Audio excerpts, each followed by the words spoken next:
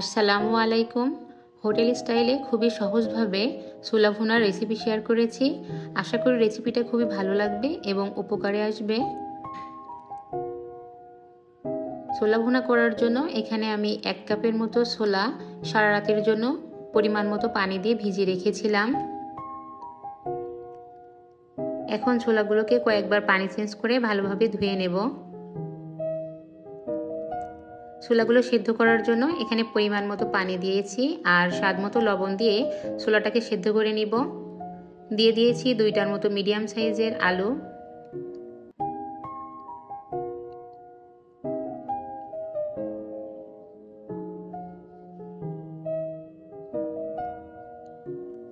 ছোলাগুলো সিদ্ধ হয়ে গেছে, এ পর্যায়ে পানি ঝরিয়ে উঠিয়ে নেব।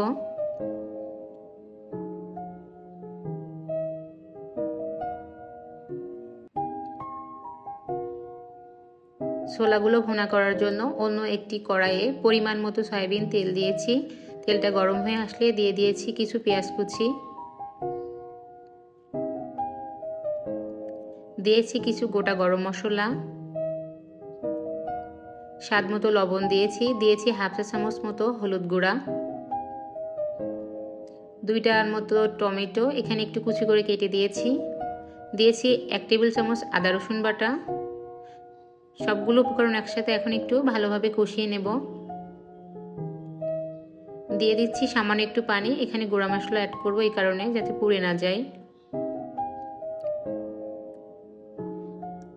দিয়ে দিচ্ছি হাফ চা চামচ লাল মরিচের গুঁড়া, হাফ চা চামচ জিরার গুঁড়া।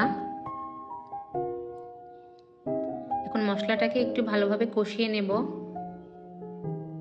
এই পর্যায়ে দিয়ে দিচ্ছি আগে থেকে সেদ্ধ করে রাখা আলুটাকে একটু ম্যাশ করে নিয়েছি।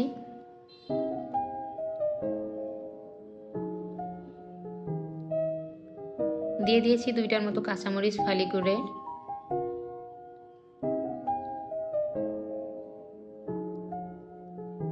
এখন আগে থেকে সেদ্ধ করে রাখা ছোলাটা এই পর্যায়ে দিয়ে দিব।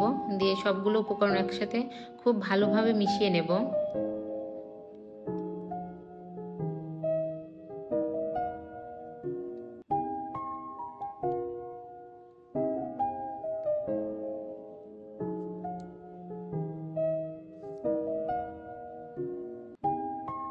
আমার কাছে মনে হয়েছে এই পর্যায়ে এসে একটু লবণ কম হয়েছে, তো লবণ দিয়ে নিলাম। আপনারা অবশ্যই লবণটা একটু চেক করে নেবেন। দিয়ে দিচ্ছি সামান্য কিছু ধনিয়া পাতা কুচি। রেসিপিটি ভালো লাগলে অবশ্যই একটা লাইক দিবেন এবং চ্যানেলটি সাবস্ক্রাইব করে পাশে থাকবেন। আর যে কোনো প্রশ্ন থাকলে অবশ্যই কমেন্ট করে জানাতে ভুলবেন না।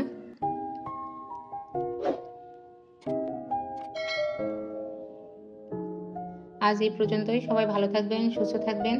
আল্লাহ হাফেজ।